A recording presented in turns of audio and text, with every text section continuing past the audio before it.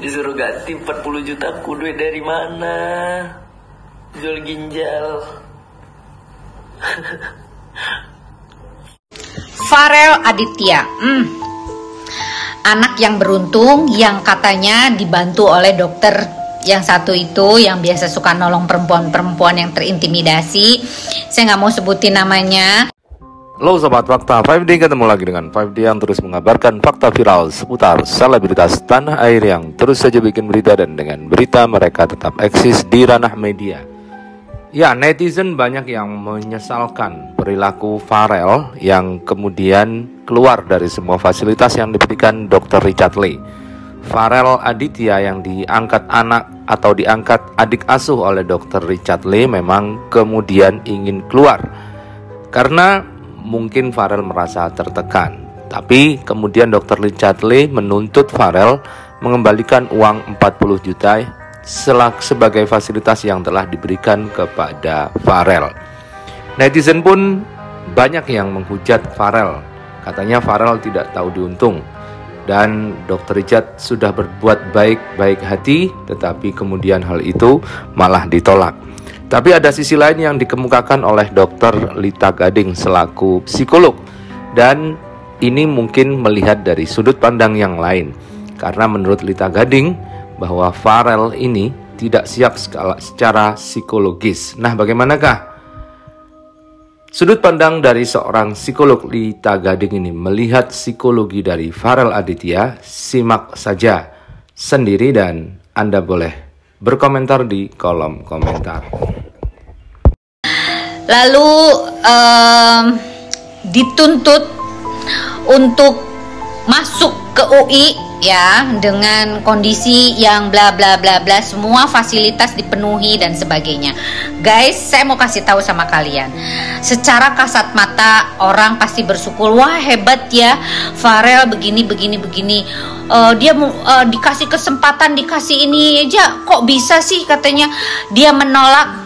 Kalian harus tahu guys, kondisi psikologis manusia apabila diberikan sesuatu yang wah, yang tadinya tidak wah, yang sekarang wah gitu, itu kaget. Dia mungkin tidak bisa beradaptasi dengan suasana tersebut. Ingat, bagaimana cara berpikir dia.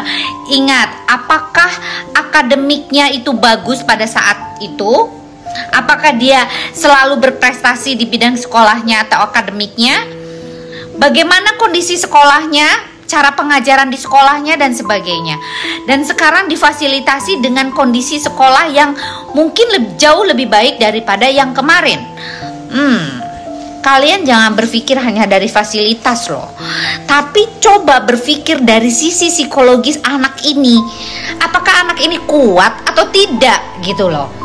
Secara kalau kita melihat dari kasat mata, dia mengundurkan diri dari fasilitas yang sudah ada yang diberikan oleh si dokter itu karena dia tidak mau punya utang budi.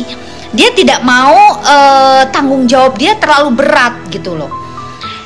Jangankan anak jangankan dia gitu loh untuk dituntut masuk UI. Oke, sebagai motivasi bagus gitu loh. Itu sebagai istilahnya tuh pacuan gitu untuk dia bisa mendapatkan fasilitas yang lebih baik lagi gitu loh. Apalagi mendapatkan satu universitas yang oke. Tapi kan harus dengan berjuang keras gitu loh. Apakah dia mampu gitu loh. Jadi kalian please janganlah menghujat. Janganlah dibilang dia nggak tahu diri. Jangan hanya melihat dari sisi materi guys, please. Kasihan, dia itu masih belum cukup umur untuk bisa berpikir, untuk menanggung tanggung jawab yang begitu berat. Ya, jadi mungkin saya sekarang ini tidak memihak kalian ya, tapi saya berkacamata dari sisi psikologis anak. Bukan dari sisi psikologis si dokter tersebut gitu loh. Kalau dokter tersebut mau udah banyak duit, mau diapain? Dia bisa memberikan 1000 anak kok daripada yang sekarang ini gitu. Nah sekarang ini fasilitas itu kecil lah buat dia. Tapi beban berat dan beban mentalnya si anak ini dengan diberikan semua fasilitas tersebut bisa nggak memenuhi keinginan dan target si dokter tersebut? Ayo, kalian jangan jangan berat sebelah cara berpikirnya. Kasian loh ya. Jadi saya pernah mengajar di salah satu SD yang istilahnya tuh grade-nya itu, maaf ya saya bilang grade C atau D gitu ya, di bawah gitu, di pelosok, di pedesaan. Dengan saya mengajar di sekolah di Jakarta yang favorit, yang punya nama besar dan sebagainya. Pola ajarnya berbeda loh. Pola pengajaran dari guru-gurunya aja berbeda. Fasilitasnya saja berbeda. Di sana, di tempat yang di pelosok tersebut, tidak ada tuh yang namanya laptop. Komputer tuh nggak ada. Belum masuk gitu loh. Walaupun masuk, tapi ada beberapa aja yang bisa menggunakan itu. Gitu loh sayang. Jadi menurut saya jangan dihujat, karena bagaimanapun juga anak ini justru bukan masalah mundur, tapi dia takut tidak memberikan segala sesuatu yang maksimal. Terus nanti akan ada lagi nih pertanyaan, kenapa nggak dicoba dulu? Daripada dicoba terus dia stres, akhirnya dia putus asa, gimana? Siapa yang mau tanggung jawab? Nah, jangan ya seperti itu ya. Hati-hati, jika memberikan semua fasilitas harus lihat dulu latar belakangnya. Apa motivasi dia? Dia mau nggak sekolah?